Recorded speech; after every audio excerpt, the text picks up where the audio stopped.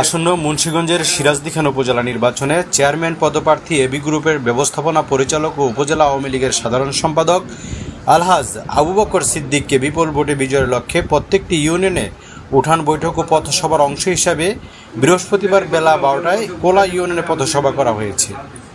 কোলা union পরিষদের chairman ও UP সদস্য সহ স্থানীয় গণ্যমান্য ব্যক্তিবর্গদের উপস্থিতিতে এ পথসভায় অনুষ্ঠিত হয়। এতে কোলা ইউনিয়নের সকলে আলহাজ আবু বকর সিদ্দিককে বিপুল ভোটে বিজয়ের বিষয়ে বিভিন্ন দিক নির্দেশনামূলক আলোচনা করেন।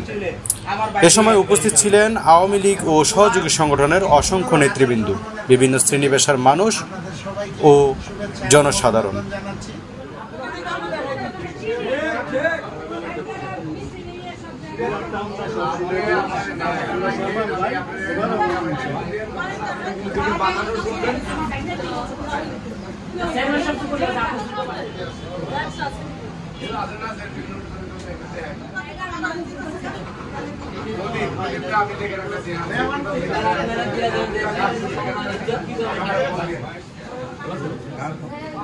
ঠিক আছে